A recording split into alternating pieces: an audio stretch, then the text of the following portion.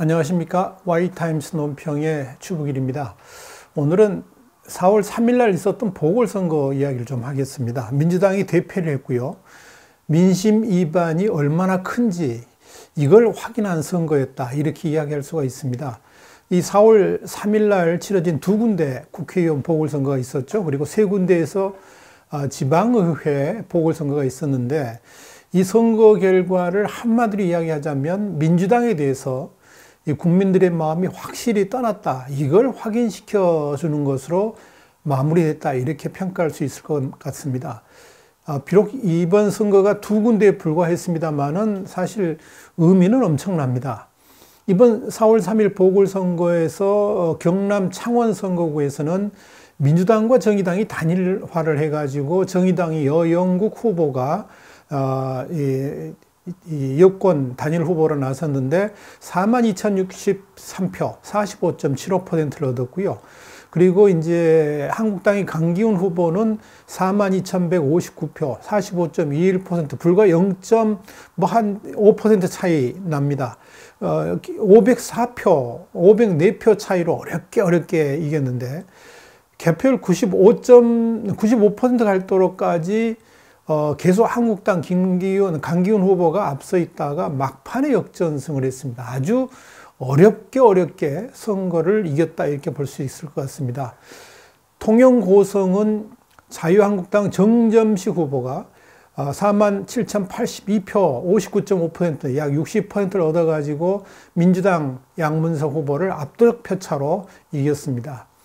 이와 함께 이제 지방의회 선거도 치러졌는데, 전주시 완산구, 여기는 이제 전통적인 이 민주당 표밭이죠. 그런데 여기서 평화민주당 후보가 민주당 김영우 후보를 이겼습니다. 43.7대 30.1%입니다. 상당한 차이로 이겼습니다. 그리고 이제 경북 문경시의 나선거구에서는 자유한국당 서정시 후보가 57.3%를 얻어가지고 민주당 김경수 후보 11.9% 얻었는데 아주 여유롭게 따돌렸습니다. 그리고 문경의 라선거구에서도 자유한국당 이정걸 후보가 62%를 얻어가지고 무소속 후보를 압도적으로 이겼습니다. 여기서는 이제 그 민주당 후보가 나오지 않았습니다. 결국 민주당은 이번 지방의회 보궐선거를 포함해가지고 어느 곳에서도 승리를 거두지 못했습니다. 그런데 이제 이 선거를 통해서 우리가 분명히 확인할 수 있었던 건 뭐냐면, 민주당에 대해서 민심이 얼마나 떠나 있는가를 확인할 수 있었다는 겁니다. 그러니까 지난번 7차 지방선거하고 비교해 보니까 상당한 차이가 있었습니다. 우선 경남 창원 선거구를 보니까 지난 7회 지방선거 당시에 김경수 후보가 61%였습니다. 61.3%를 얻었는데, 이번에 이제 민주당하고 정의당하고 단일화를 했죠. 그래서 이제 이 자기들끼리 여론조사를 해가지고 민주당보다 정의당 여영구 후보가 많아서 여영구 후보로 단일화가 됐는데, 민주당과 정의당을 다 합쳐도 45.8%입니다. 그러니까 겨우 500표 차로 이겼는데 그 이긴 결과는 씁쓸하다는 이야기죠. 단순한 비교라도 한 15.5% 정도가 날아갔습니다. 반면 한국당은 지난번 지방선거에서 33.38%였는데 이번 보궐선거에서 45.2%가 됐으니까 한 11.4% 늘어났습니다. 그러니까 한국당 입장에서는 비록 아깝게 지긴 했습니다만은 만면의 미소를 지을 수 있는 득표율이었다, 이렇게 볼 수 있습니다. 여기에다가 500표 차이로 적지 않습니까? 근데 민중당, 여기는 그러니까 어떻게 보면 범진보라고 볼 수 있겠는데, 민주당 손석형 후보가 3,540표입니다. 그러면 합쳐도 한 4,000표 되죠. 그런데 범보수 세력으로 할 수 있는 바른미래당 이재한 후보가 3,334표, 그리고 대한애국당 진승종 후보가 838표, 두 걸 다 합치면 범보수가 범진보보다 훨씬 많습니다. 이걸 봐도 지금 이제 민주당에 대한 민심 이반이 어느 정도 컸는지를 알 수가 있을 것 같습니다. 통영 고성을 보면 더욱더 그 차이가 현격하게 보이는데요. 지난 지방선거에서 김경수 후보가 61.3%를 얻었는데 그리고 한국당은 33.8이었거든요. 그런데 이번에 이제 보궐선거에서 민주당 양문석 후보가 36밖에 얻지를 못했습니다. 무려 25% 가까이 추락했다는 거죠. 한국당은 지난 지방선거에 33.8이었는데 이번에 59.5로 아주 대폭 늘렸습니다. 25% 가까이 늘어났습니다. 단순 비교를 해봐도 민주당에서 빠진 표들이 한국당으로 넘어갔다. 이렇게 이제 분석할 수가 있을 것 같습니다.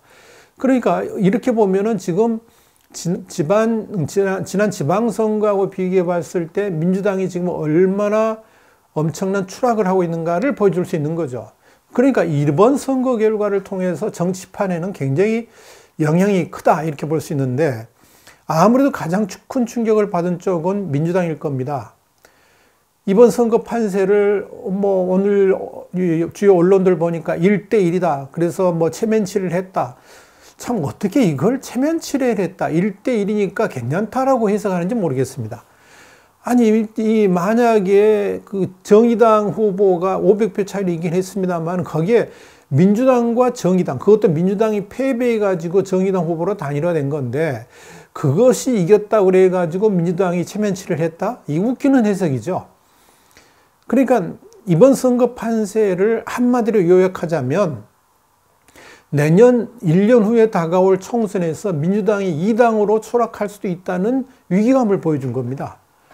심지어는 비록 선거가 작긴 합니다만은 전북에서조차 평화민주당 후보가 이겼다. 민주평화당 후보가 이겼다. 이건 민주당한테는 굉장히 큰 충격이 될 것 같습니다. 근데 집권 여당인 민주당 입장에서는 돌아선 민심을 다독거리는 것이 이제 가장 큰 과제가 되었다. 이렇게 이야기할 수가 있을 겁니다. 이럼에도 불구하고 민주당이 겸손해야 하지 않고 지금과 같은 오만한 그런 태도로 나간다 그러면 내년에 2당으로 추락하는 것은 그건 명약관화하다 이렇게 이야기할 수 있습니다. 특별히 이해찬 대표가 종횡무진하면서 뭘 설파했습니까? 힘있는 여당론입니다. 그런데도 불구하고 이번에 이렇게 문재인 득표율이 나왔다는 것은 민주당의 진로를 상당히 고심하게 만드는 계기가 될 것이다. 그러니까 힘있는 여당 가지고는 이제 국민들한테 다가갈 수가 없다. 그러니까 현재 소득주도 성장이든지 이런 경제적인 문제, 이런 것에 대해서 대대적인 전환을 없으면 없다 그러면 내년 선거는 어렵지 않느냐 이렇게 볼 수가 있을 겁니다. 반면에 한국당은 자신감을 회복할 수 있는 분기점이 됐습니다. 이 박근혜 탄핵의 과정을 거치면서 쑥대밭이 되었었는데요. 황교안 대표 체제가 탄력을 받으면서 오히려 이제 한국당 대세론을 이끌 수 있는 계기를 맞았습니다. 다만 내년의 총선에서 반드시 보수우파 대통합을 하는 게 좋겠다 하는 국민의 과제도 얻었다 이렇게 볼 수 있습니다. 창원 성산구만 하더라도 대한애국당이라든지 바른미래당 한 군데하고만 단일화했어도 이길 수 있는 선거였거든요. 이걸 보면은 보수 단일화하는 게 얼마나 중요한가. 또 한편으로는 대한애국당이 내년에도 아마 비례대표에 대한 미련 때문에 이제 포기를 안 하고 나갈 것 같은데요. 이 대한애국당이 한국당의 진로에 고춧가루 뿌리는 정당이 될 수 있음을 보여줬다는 점에서 여기에 대한 대책도 시급하다 할 수 있을 겁니다. 결국 이번에 바른미래당이나 이 대한애국당과 한 당과도 연합을 했더라면 이번에 창원 성산구도 이길 수 있었는데 결국 보수가 세 군데로 분열이 된 것이 이번에 이 창원 성산구에서도 지는 원인이 됐다 이렇게 볼 수 있을 겁니다. 더불어 바른미래당은 손학규 대표가 아예 상주하면서 고군분투를 했지 않습니까? 그런데 5%도 얻지 못하는 득표율을 보였다는 점. 자, 이 점에서는 이현주 의원이 얼마 전에 경고를 했습니다. 어떻게 보면 10% 얻지 못하면 물러나야 된다 그랬는데 이제 당대표직을 내려놔야 되는 상황으로 몰릴 수도 있다 하는 걸 보여줬습니다. 이래저래 이번 4.3 보궐선거에 대한 총평을 한다 그러면 이렇게 정리할 수 있을 겁니다. 민주당 날씨입니다. 민주당의 날씨, 비도 오고 번개도 치는 잔뜩 흐린 우울한 날씨를 보이고 있다. 이렇게 총평할 수 있을 겁니다.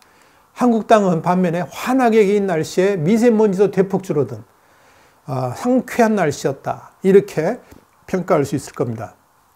바른미래당 미세먼지로 인해 가지고 50m 안 보이는 지독한 날씨를 보이고 있다.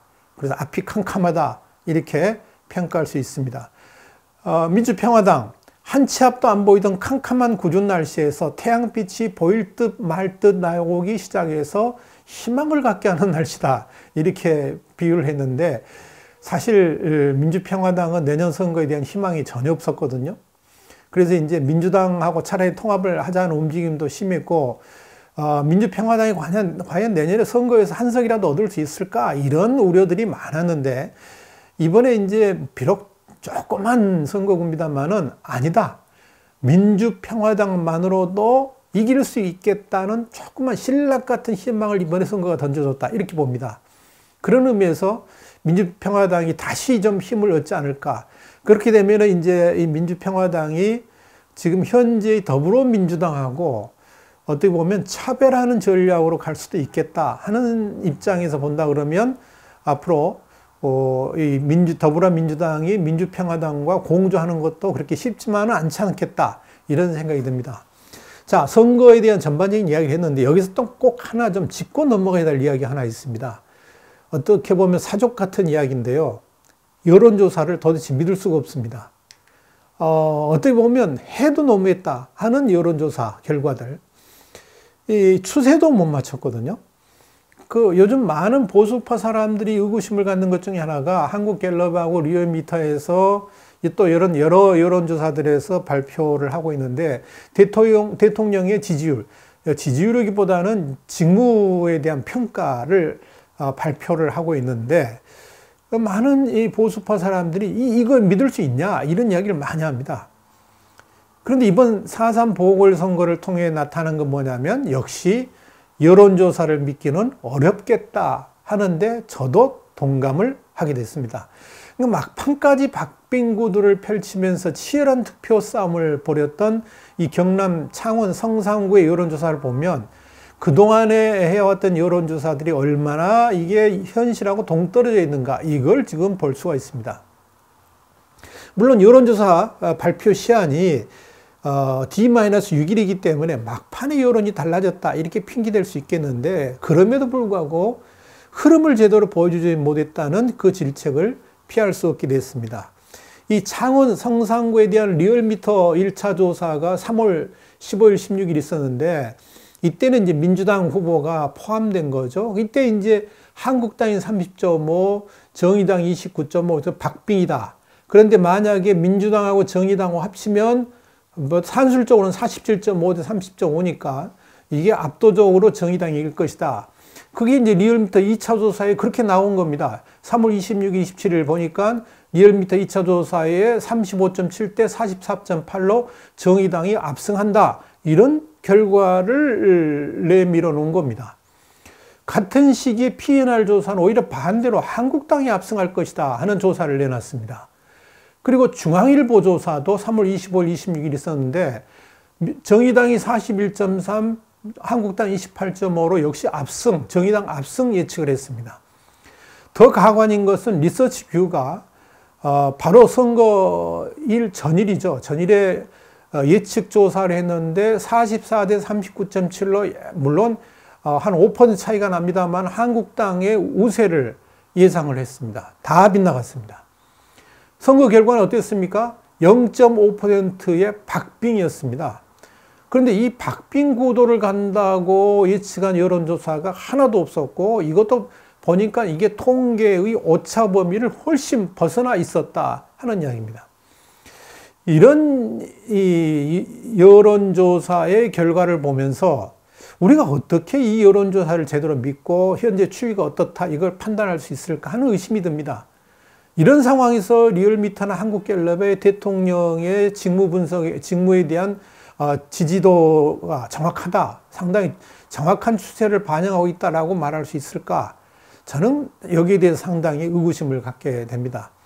이런 상황에서 리얼미터나 한국갤럽의 이런 대통령 지지율, 이게 이제 물론 다른 공정 여론조사 같은 경우는 완전히 다르게 나옵니다만은 하여간 이번 선거만을 봤을 때 우리 신문은 이런 조사 결과에도 불구하고 그동안에 이제 선거의 추세들을 보고 그다음에 완전히 판이한 결과가 나온 여론조사 있는 것을 바탕으로 해가지고 우리 신문은 창원 선거구에서 여영구 후보가 승리하겠지만 박빙이 될 것이다라고 예측했다는 것을 참고로 말씀드립니다.